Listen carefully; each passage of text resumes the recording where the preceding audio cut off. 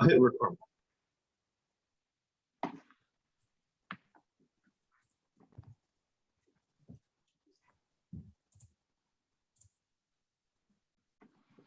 Good evening, everyone, and welcome to another Northshire Live virtual event. My name is David Wood. I'm the events manager at Northshire's Manchester, Vermont location, and I'm here, as so often, with my good friend and colleague, Rachel Person from Northshire's Saratoga Springs location.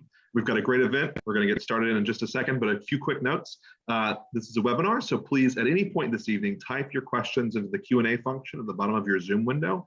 We'll save those up and pose them for you at the end. During the Q&A. And finally, just a note of thanks. Independent bookselling isn't the easiest job in the best of times, and the last couple of years have not been that. So we really owe our continued existence to your continued support, and we greatly appreciate it. Thanks. Rachel, please take it away. Thank you, David. Hi, everyone. Thank you so much for being here tonight. I'm so thrilled to get to be the one to introduce our guest authors this evening. Natalie Jenner is with us tonight to talk about her second novel, Bloomsbury Girls. We were really lucky to get to host Natalie in the summer of 2020 for a virtual event for her wonderful, internationally best-selling debut novel, The Jane Austen Society. I read that book around the time of its publication and was instantly hooked. So when I heard she had a new book on the way, I was delighted and so eager to get my hands on a copy. Bloomsbury Girls is another captivating and inspiring novel, perfect for book lovers, and I can't wait to hear more about it tonight.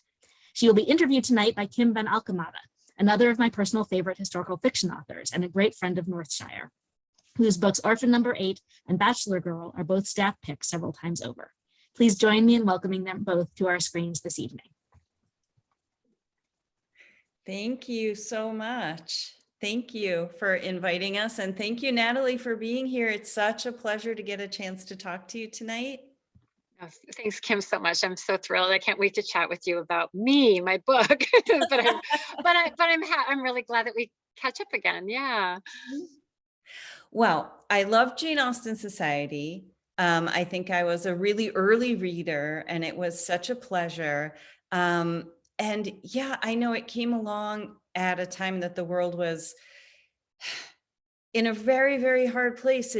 You were published, like your debut, was it March 2020? It was May, so May yeah. 2020. But in a way, what a perfect time for the Jane Austen Book Club to land, because it was such a pleasure. And I know on the back of Bloomsbury Girls, I see the word escapism, but I wouldn't say that. I think it's more like transporting. You know, you're able to, with a book like Jane Austen Society and like Bloomsbury Girls, you're able to travel in your imagination and really inhabit the lives of other characters, go to a different place and time and care about them. And it was a real, I don't know, it was very almost therapeutic to be able to like get out of my worried, frantic brain and go to England and save the Jane Austen house. And then when Bloomsbury Girls came along, I was like, yes, I get to go. Where do I get to go this time? Yeah. And it's to a bookstore, but you have a background as a bookseller. Did that go into your idea in developing the story for Bloomsbury Girls? I mean, not intentionally, because I think that I really just missed being in bookstores as a customer. Like I was just missing being out of the house, and it was May and we were in lockdown. And I was really, you know, when you think about what the horrible thing, or the silver lining, I guess, about the pandemic with any, you know, tragic kind of experience in life is that it does sort of highlight for you what are the things that give you joy. And I think that the experience for me highlighted that the things that give me joy, you know, I said this every time to my family, like if I can have a cup of coffee in the morning with my husband and walk our dogs, that, you know, and that's what we did every day, you know, for 2 years. That's what we've been doing in our mornings. And with the bookstore idea, I wanted to go somewhere, just like you said, I wanted to be transported, and I wanted to, I like that you said it's not escapism, because escapism almost sounds like fleeing all reality, or almost like a form of denial. And for me, what I'm trying to do is tell a story and slow people down a little bit by them caring about the characters and wondering what the characters' secrets are, which is why I write. and setting in a bookstore was a very rich environment to have a lot of different characters. And I think that was the great motive. Now, Kim, in hindsight, looking back, I can see that I treated a lot of it as a chance to do over the one magical year that I owned a bookshop. So I think that it did serve that purpose for sure in the end as well. Well, can you just give us a brief summary? Like, tell us what Bloomsbury Girls is about. So someone who hasn't, like, I'm going to show it again. It's on the wall behind you, but if someone hasn't had the chance to read it yet, what would you say it's about? Well, on a plot level, it's about three really disaffected female staff members of a London bookshop in the Bloomsbury district in exactly 1950, like the midpoint of the 20th century. And one of the three women is one of the 8 main characters from the Jane Austen Society, a former servant girl, E.B. Stone. But it starts 3 years later from that plot. And it's about how they are engaged in a sort of kind of gentle battle of the sexes with their male department heads, but mostly with a hierarchical and traditional way of doing business that is going to have to change, as we're both historical fiction writers. One of the fascinating things about studying history is those periods where people don't really they can't see what's ahead, but that there's so much change ahead. And this is a period when people were just coming out of the war and rationing and loss. And they were like, okay, this is like, we can afford to give our kid an allowance. We can afford to go to the movies again. Like life was kind of picking up a bit, right? But one of the things that I thought was really fascinating was how women had this brief period of freedom and professional experience during the war out of necessity because of all the men who had to go off and fight, to save the country. And I think that I was curious on a almost humorous level as to what it would have done to their moods to sort of like become, okay, we're back now. You guys can go back home. And so in my mind, it kind of had a Mad Men energy about it. And I wanted to explore these serious themes, but with some humor and whimsy, because in addition to slowing down the reader, and I don't mean being boring, I mean, creating a sense of time and place that's strong enough and characters that are interesting enough, my goal, that you want to spend time with them. You don't want to like race through and be done and then like move on. Like you really want to sink into that world. That is my goal as a writer. And I'm using different tools to do that. But I wanted the book to explore a lot of different themes, but done in a way that almost sneaks up on you so that you can choose, you can feel transported and then choose on some other level how much you want to let something affect you as a reader, rather than bludgeoning you over the head with it. That's how I like to read. I just like things to be, just pulled back a bit, that way. So. Well, I know I'm going to look down at some of my little notes here because I think one of the pages I really noticed, well, I noticed a lot of pages and I really enjoyed reading it again. The page I just opened to, my note to myself was, how do you manage to make a plot, like a really interesting plot, where as a reader, I'm like, ooh, what is going to happen? And you make a plot from an out of print, forgotten female science fiction writer that I don't know if you made her up or if she's based on something or inspired by something, but somehow you managed to make this search for the manuscript, the book that was written by this forgotten, the first woman science fiction writer that is out of print. And it's like, I'm like on the edge of my seat. Will they find this book? What is going to happen? People are searching for it. There's intrigue. And I was like, that's amazing. It's in a way a small thing, but it's important to the characters. And it does, like you said, it has a larger importance, women's writing, forgotten women authors, but in the moment, it's just, will they find the book? So how did you go about developing that plot? I kind of as a writer approach it the same way, which is just, how will they find the book? And then as I'm writing, I tease out, and this is where I need my agent and my editor, like start teasing out some of the thematic kind of relevance and connections.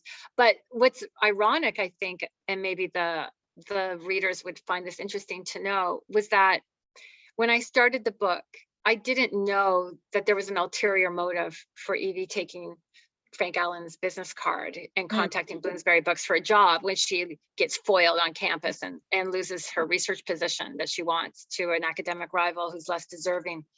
So I don't know when I'm writing sometimes I don't know what's going to happen, but sometimes I don't even know until I've actually like already written scenes. So I'd written her showing up, and then I had her alone on the second floor, and she's like, "That's okay. I got time. I'm going to take my time." And then I remember writing this line that she had a larger purpose in mind, and that it was something she'd been searching for all along. And then I was like, oh, what is she doing up there? So then I realized she's looking for something. And then I have to stop, and all I do is do research until my eyeballs are going to fall out. And I'm like, what is it that she could be looking for?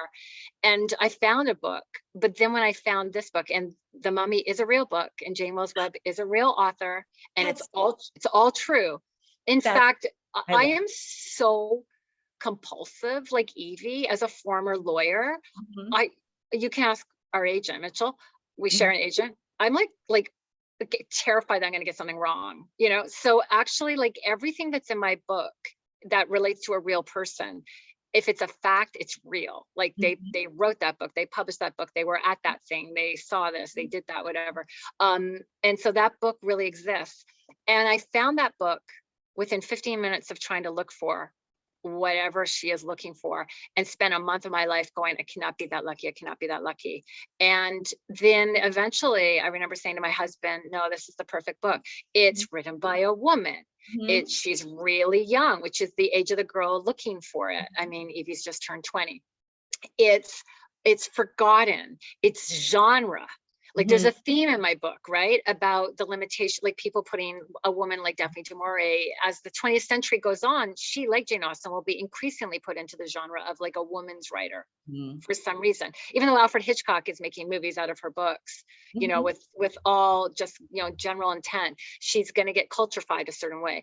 And so this book made so much sense on so many levels, but I'm not that brilliant. Like, I'm not brilliant. Like, I did not go, I'm going to find a book that ticks all these boxes. It was more the book chose me. And you'll find that very much happens while I'm writing. And then I'm one of those people that, because I'm writing by the seat of my pants and I'm not outlining, I can just follow these little whims. I could just, like, if fate hands me something, I go with it. And that's part of the joy of writing for me and my process. Well, first of all, The Mummy is so perfect. I've had that experience too in doing historical fiction. In my first book, Orphan Number 8, it's about a girl who grows up in a Jewish orphanage in New York, where she's subjected to X-ray experiments by a woman doctor. Yeah. That was true. Yeah. Like, I came across that in an archive, this woman doctor with, I don't know what she was doing with her X-rays, but it left this group of children bald. And I never really did know what she was doing. Yeah. But I thought, well, I need an experiment that she's actually conducting. So I made one up, and I was like, how about an X-ray tonsillectomy? Because tonsillectomy is such a common procedure at the turn of, it's like the 1920s. Yeah. So I made up this whole thing where the doctor is like, aha, I'll do tonsillectomies with X-rays, and I'll practice on orphans. And then I found a medical article from 1925 called The X-ray Tonsillectomy. And I think what happens is you get so immersed in the particular moment, the things that you're researching, that your imagination is providing you with things that could have happened, which is how I want historical fiction to feel. I want it to feel like you don't really know where the line is between what was fact and what was fiction, that your fictional story could have happened in that real historical world. But yeah, I have that same experience where I think I've made something up and then it really was there, or like you found the real thing and you're like, I can't make anything up better than this. That's right. It's a wonderful, one of the great things, I think, one of the great joys of writing is that feeling that you're operating on many different levels. And some of them are conscious and some of them are unconscious. And I kind of, I don't know if I believe in genetic memory, but I do believe to some extent families have traits and things kind of get passed down a bit, and I just really like when you're writing this feeling that you might be tapping into something that someone else in your family or your life has cared about, or that someone before you that you've never met has cared about. It's just, it's wonderful. Yeah, someone was just saying like Big Magic by Elizabeth Gilbert. Yeah, it's a really great joy and privilege in life to be a writer and to experience knowledge, and creating information, sharing information, but also accessing knowledge and learning yourself in a way that is truly magical. Yeah.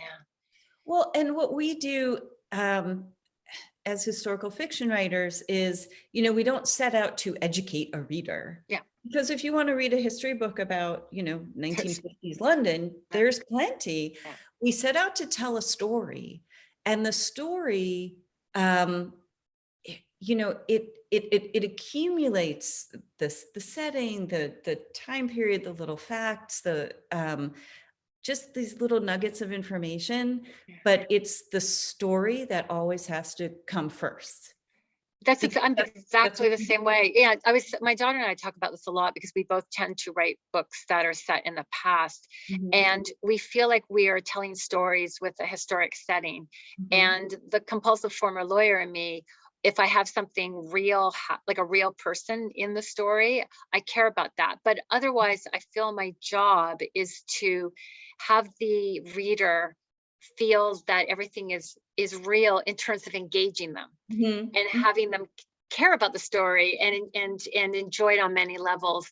And I read recently that someone said the job of the historical fiction writer is to learn as much as possible in order to be able to convey the verisimilitude of the time period and what was at stake of the people that lived at that time in a way that the reader really understands, because that understanding is the beauty of the story, is that feeling that as a reader we could be connected to people that have come before us, but it's not to give them the research that we read. Yes. And I always I very much write a story, and then I kind of decide how much research I want to kind of add in.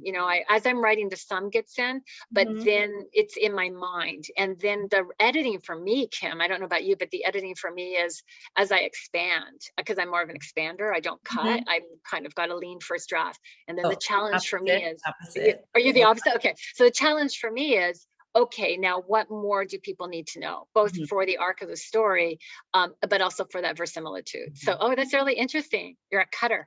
Well,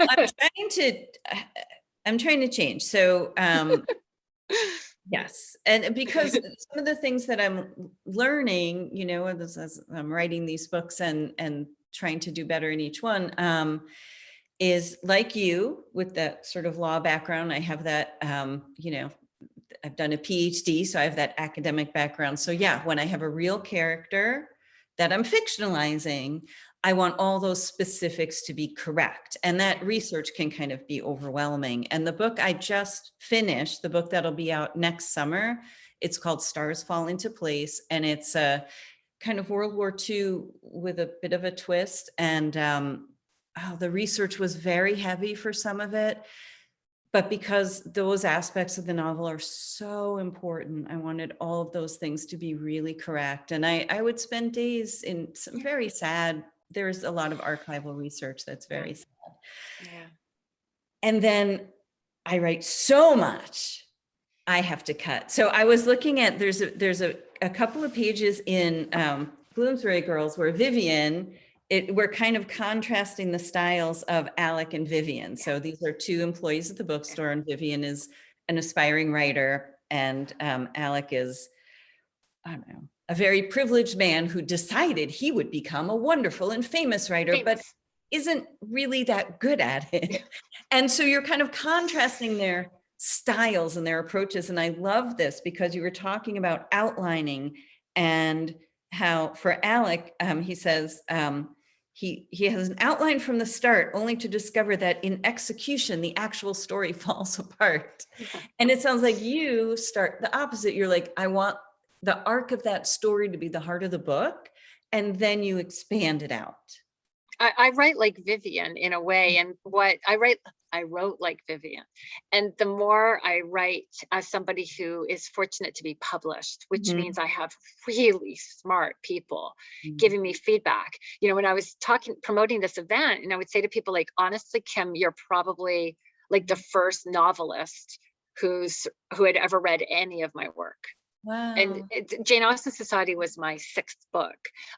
So when you sent the blurb through, so I get a little teary because when you sent the blurb through and Mitchell emailed it to me, and I remember like it was just such an honor to have a New York Times bestselling author say these words about my writing, you know, and I was Vivian and I was writing without a plan, but it showed. And also I was writing too quickly and too quickly to get to the end. And I wasn't thinking about my audience. I was thinking about myself and writing for myself, which was fun as heck. Don't get me wrong. I loved every second of it, but, and that's good. And those books are yours, Natalie, and they're in your drawer and you can go read them whenever you want, but like, and nobody else is going to. So I think, you know, what I wanted people to pick up with what you just read was that Vivian and Alec, you know, everyone has different talents and skills, and Alex are not necessarily coming up with a story that will rivet people, but that Vivian has things she has to work on too. And that often you need a mentor. You need an established storyteller, because the thing that I'm learning, Kim, now that I've just written my 3rd or 4th book with an agent's input, the thing that I'm realizing or learning is that you get better as a writer with everyone. It doesn't mean the books get better. Like it's a hit or miss, but you get better as a writer. You become more aware as you're writing of what you need to focus on and deliver to the reader. And I think that's why I think the really great writers, the Stephen Kings and the Margaret Atwoods and the, you know, Marilyn Robinson, like the people that have been around for like decades and are still producing, you know, at a really high rate. They're obviously they're brilliant, but I think they just enjoy getting better and like telling stories in such a brilliant way. I would think it must be quite intoxicating to be at that level at that point. So, well, I'm very excited that I'm actually, so book number 3 is really almost done. So that's the Stars Fall into Place, World War II-ish, and it's about computers in the Holocaust. I know a bit about this.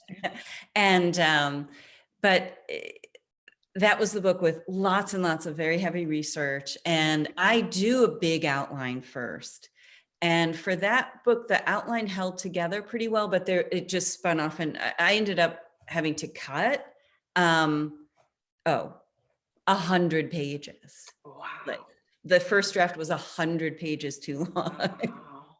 So opposite of you, but then I'm starting what I hope will be my 4th book. And I'm actually really trying to do it a little more Vivian-like, a little more Natalie-like, where I'm like, it's not big famous people.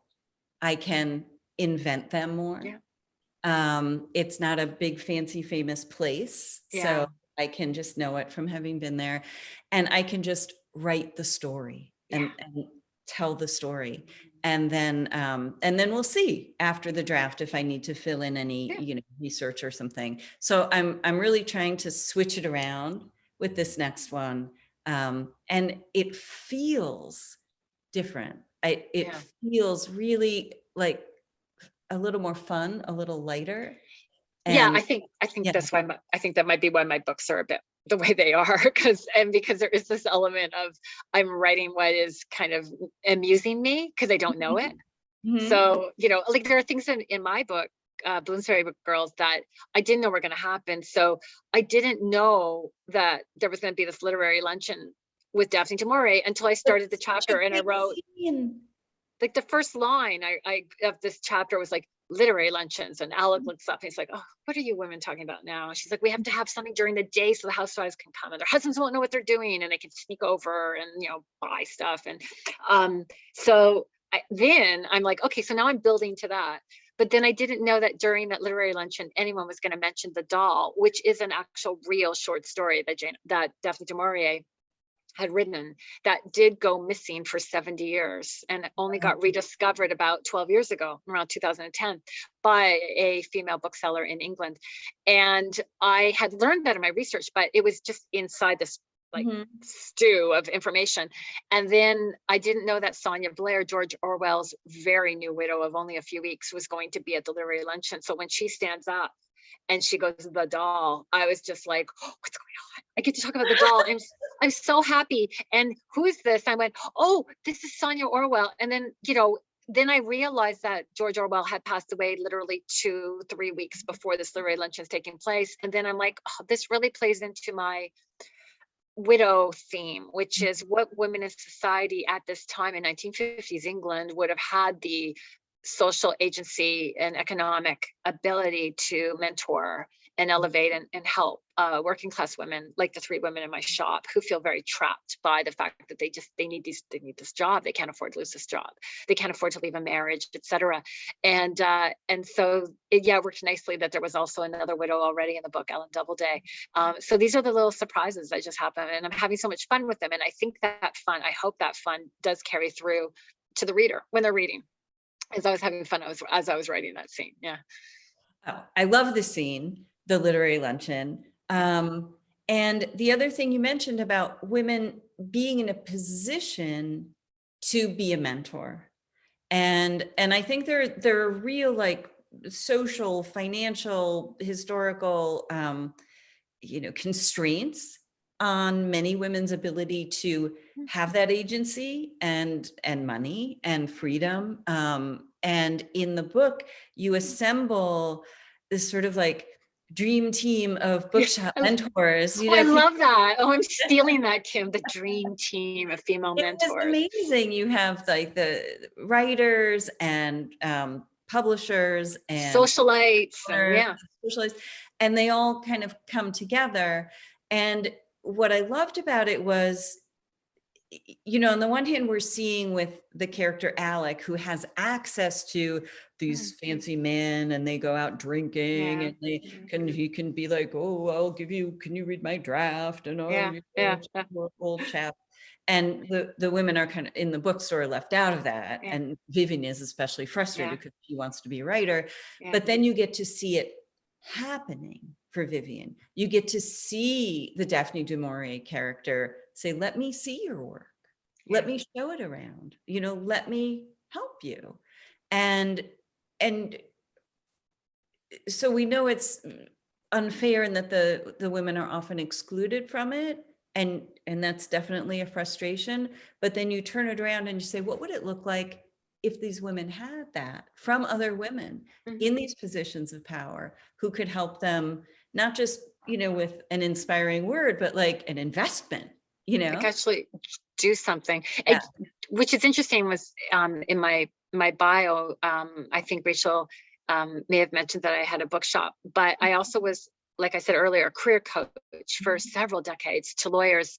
And I think that I really loved coaching, and I loved lawyers can be introverted, and I loved working with them when they'd lost their jobs and helping them understand the value of connecting with others and making overtures that can be kind of like uncomfortable, but that you are reaching out and trying to show curiosity and kindness to others and increase your network as an employee, and not just waiting until you lose your job to suddenly reach out to people for help. It's just having more of a integrated life with others. Like Ian Forster says at the beginning of Howard's End, like only connect, right? And I really wanted my clients to kind of practice that, not just when they lost their jobs. And so when I was writing this book, I wasn't conscious that career coach mentality was at play. But there's a scene with Mimi where she says to Evie, look, you've got to go ask for help. Like you can't do this on your own. Like Evie's like this big, right? And she's like really poor, and she's got like nobody, and she's really alone, and she's proud, and she's not letting all the wonderful society that she formed, the society with, she's not letting them know that she's failed, or that in her mind she's failed. She's embarrassed and she's proud. And I worked with a lot of people like that. And, Mimi really kind of makes her realize, like, you are going to have to ask for help, as uncomfortable as it is.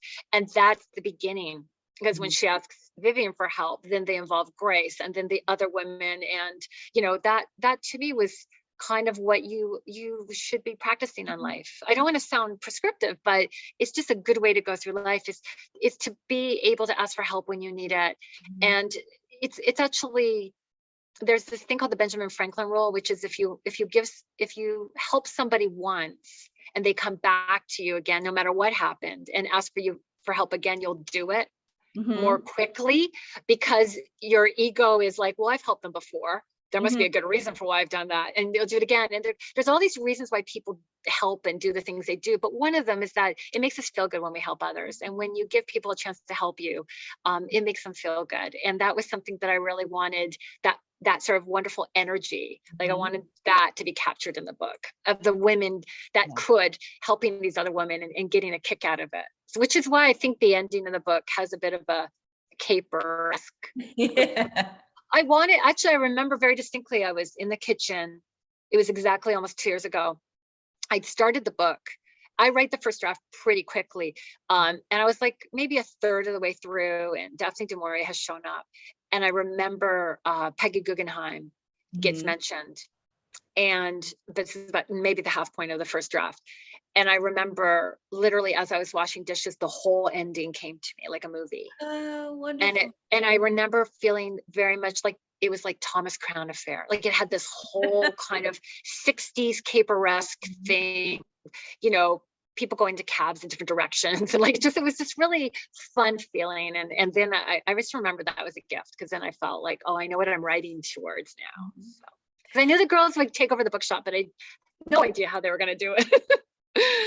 Well, yeah, because we don't want to give away the plot because it's very fun and you will really care about it. You will really care, just the way I really cared about the rediscovery of this lost science fiction book, that is hidden somewhere in the bookstore. I'm going to lose power, Kim. One sec. I'm going to lose power. So I just have to give no, it's okay. It's my extension cord seems to have unplugged itself for some reason. So I just have to get it. 1 second. Sorry about that. Yeah, keep going. Yeah. There we go. Okay.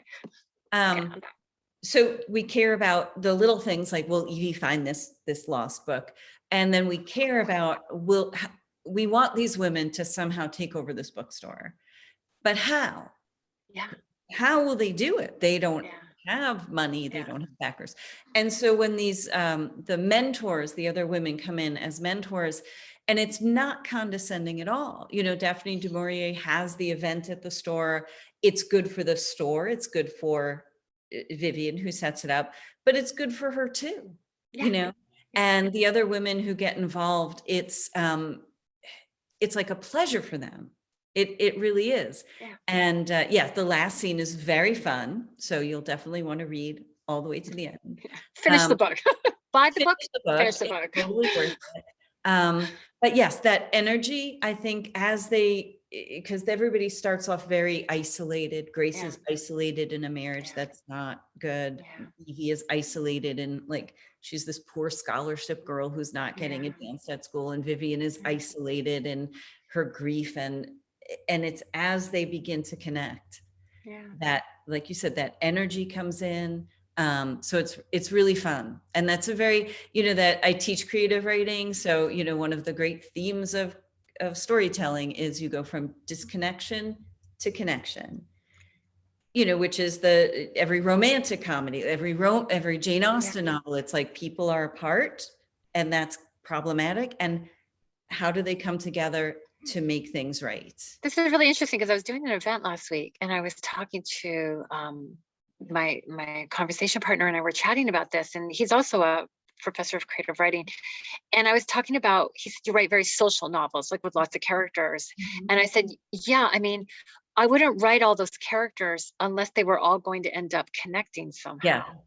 And I hadn't processed that was actually a technique until you just said this now. And then I went, oh yeah, that's the whole raison d'etre, you dummy. This is what you're doing. Well, what did we learn in school? It's either a tragedy or a comedy. Comedy means people at the end come together, and tragedy means they're all on the stage with Hamlet. Yes, and it's very meaningful and it's very, like, cathartic, but it's pretty tragic. So it's not a tragedy. And and I too, even though some of my books deal with some heavy topics, I want the characters to learn something, to make progress, to come to a point. In my first novel, Orphan Number 8, where this little girl who was in these experiments in this orphanage, she grows up to be a nurse, and the doctor who experimented on her becomes her patient. And at first she's like, this is my chance for revenge. Yeah. Revenge is very narrow, and it's sad. And I really wanted that book to be about how can that character come from that place, which is completely legitimate and totally justified, to a place of forgiveness, even if the old doctor is not like she changes or deserves anything. That's not what forgiveness is. So I like that sense of movement also, although I don't, the book I'm working on now has more characters, but I don't usually have as many as you. Yeah, they keep trying to rein me in. So I remember with Jane Austen Society, there was 8, and Mitchell's like, 8's a lot. Like, maybe for the next book, you might want to focus on like a smaller subset.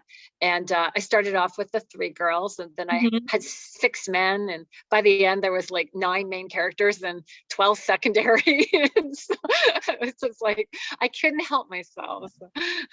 I feel like it really works in your novels because it's, each character, even if they're a minor character who just pops in for a minute, they're so cleanly drawn and they're so crisply presented. I always know just exactly who the character is.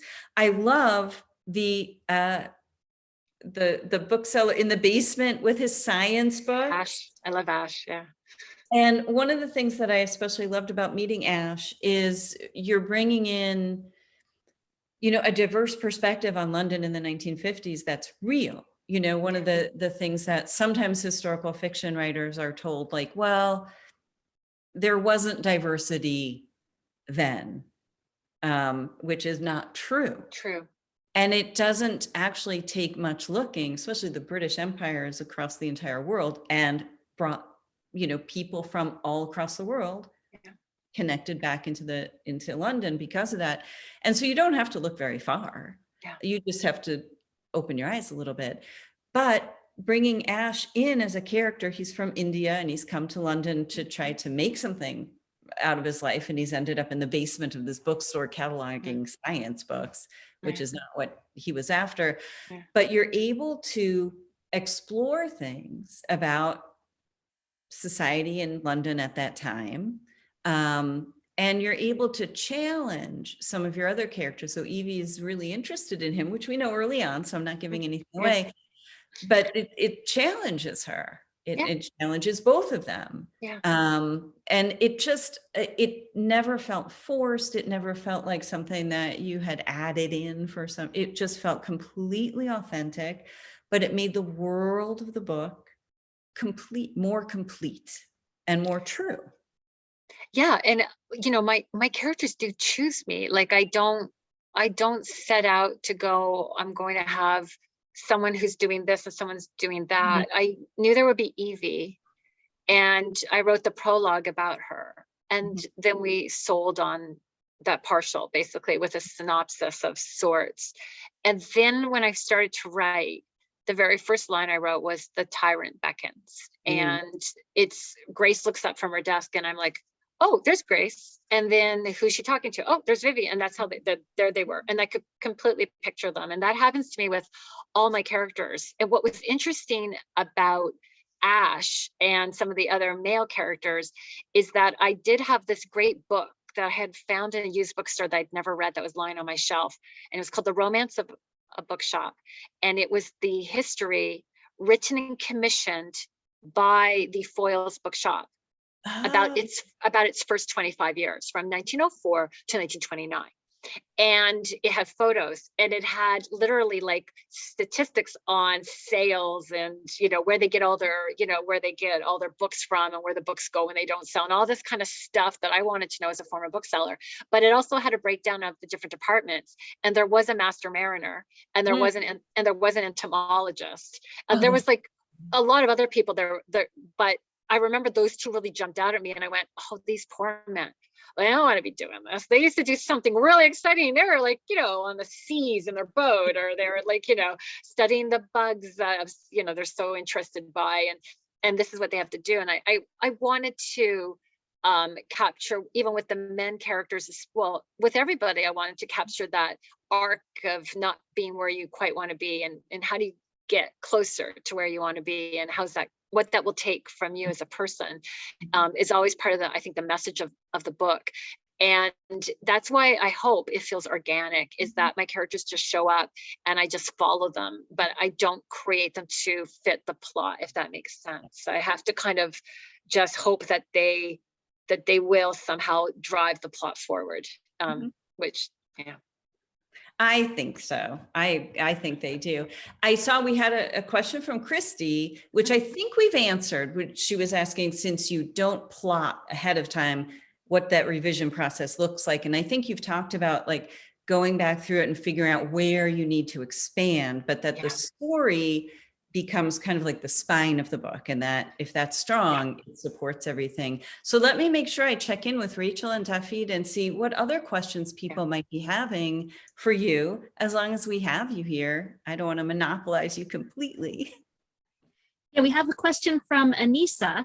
And audience, please type any additional questions that you have into the chat, because I'm sure you have some that you'd like to ask. So use the chat, or actually even more helpful, the Q&A box, which you'll find at the bottom of your screen. And Anissa would like to know, which character changed the most during the book?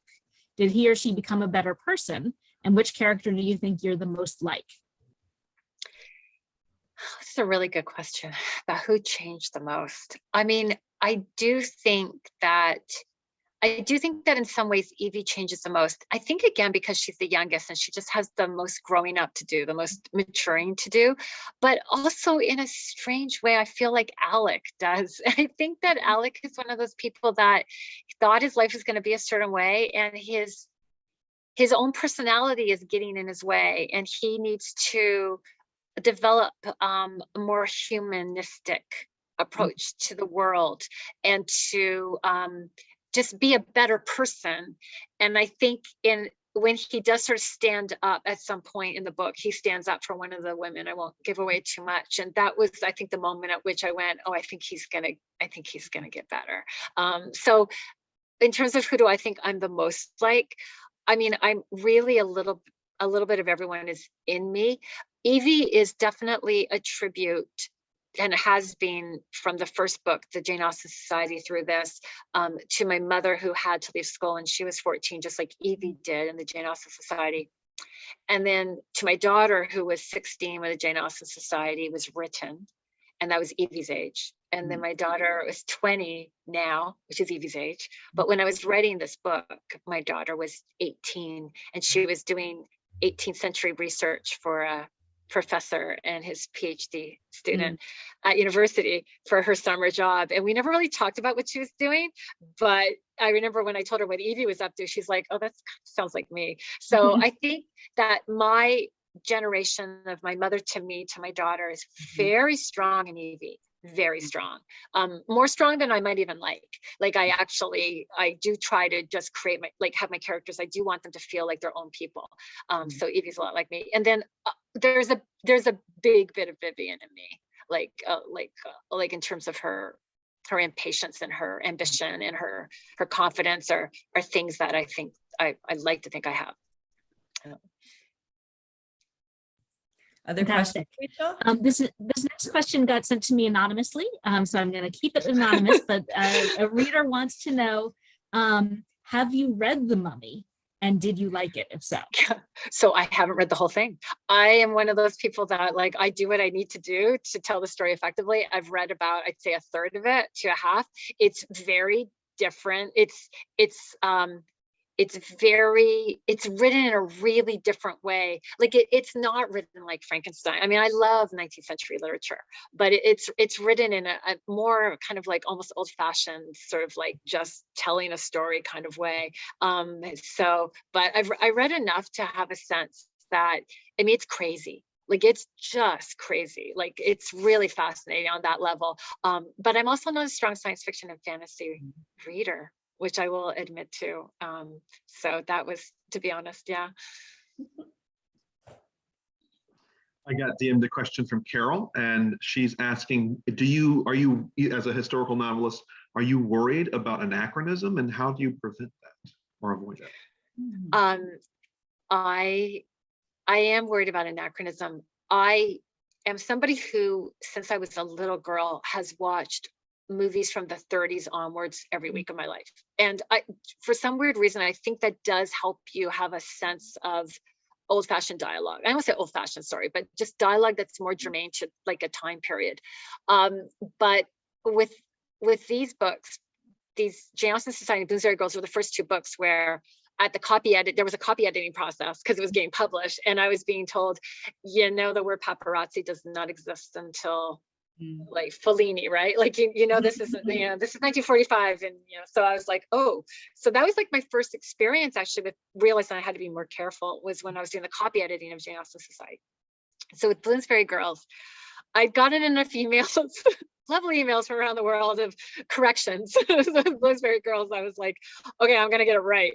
And I really aggressively, as I wrote, would always look up everything. Like as I wrote, I would like look it up and go, did that exist at that time? Is that a word they would have used? Can you find it in the dictionary? What was its origin? Like what year was it first used, and how common was it in the word to be used? I did that with everything I could. I still missed a few things, but I also, in a really cute way, had my dad, who's turning 84 soon and was born in 1938.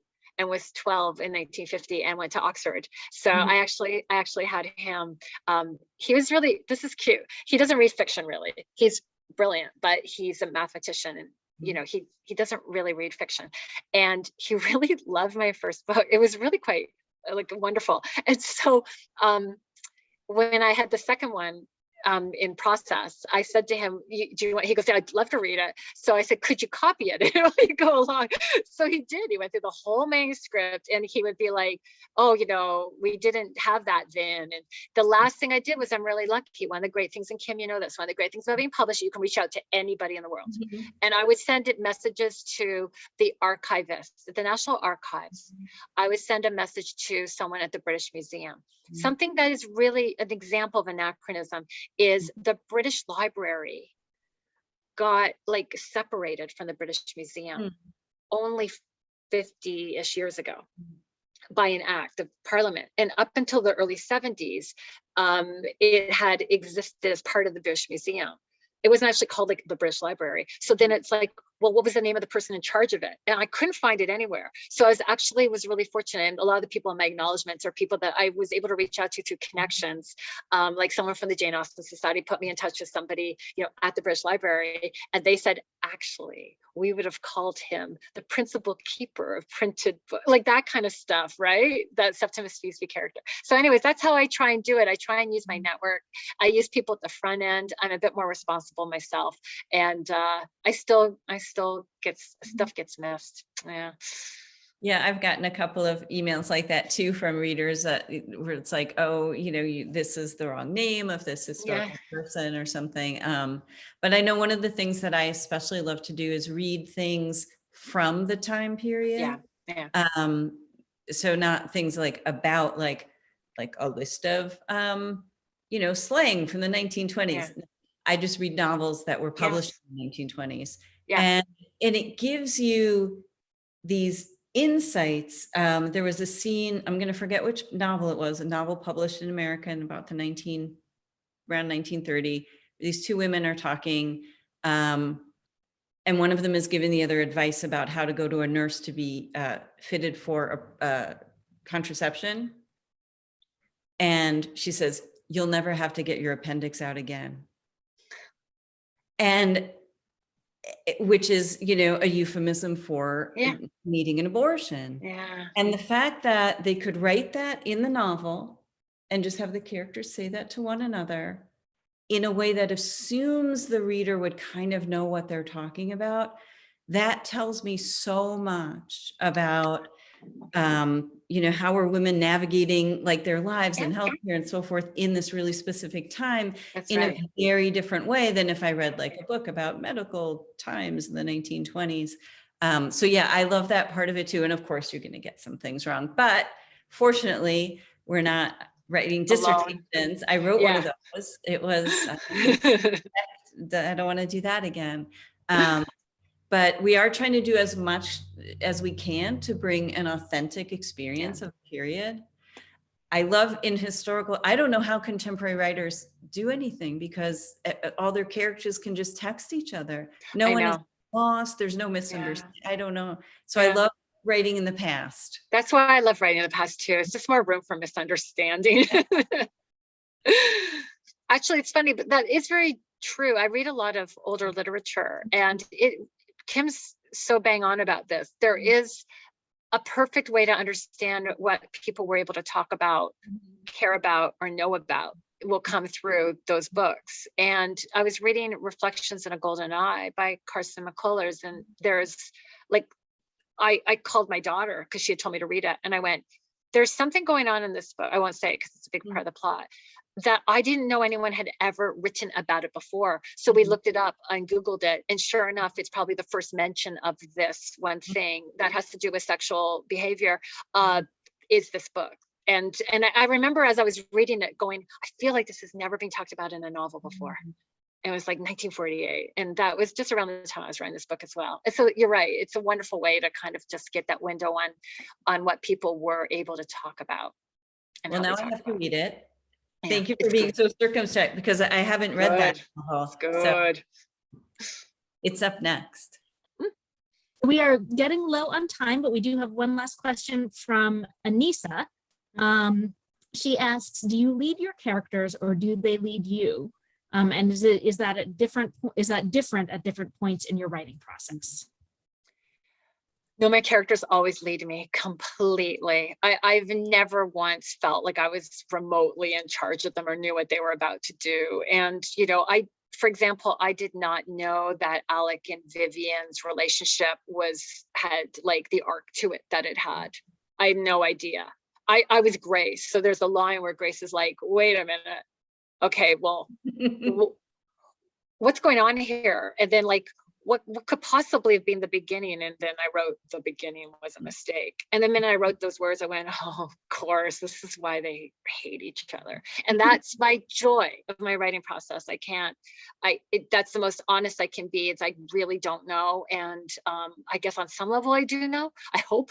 I think it holds together, but they completely lead me. And that's the fun for me, is that I don't know where they're taking me. That sounds so fun.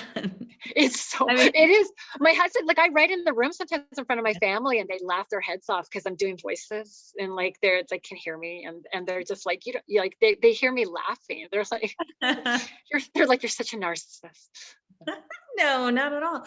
I mean, to be able to have an imagination that's open to that. Because I'm more of an outline person, I sometimes feel like I'm like, okay, character, you have to do this next. Now, if that's not right for the character, they'll let me know. They just won't do it, and then I have to make a change. But we're in a little bit more of a back and forth. Like, all right, this is what you're supposed to do next, and they'll be okay, or no, I don't think so, or how about this? But it's not just I'm rarely just like, oh my gosh. Because I'm much more outlining first. So really? I envy you that sense of surprise. It sounds really fun. Thank you. Thank you so much, Kim, for chatting with me tonight and catching up with me. And I'm so excited pleasure. For your book next year. And Rachel and Duffy, thank you so much for having me back again. And the tremendous support of the indie bookstores is honestly everything else, it doesn't matter. It's for me as a former bookshop owner, when an indie bookstore is like staff picks or selects my book, that's the bee's knees to this girl. So thank you. Well, Natalie, Kim, thank you both so much. It was a great pleasure and delight this evening. You can order Bloomsbury Girls at northshire.com. There's a link in the chat, and we'll see you all at another Northshire Live event soon. Thanks so much and have a great evening, everyone. Thank you so much. Thank you, Rachel. Thank you. Thank you. Thank you. Good night. Thank you. Good night.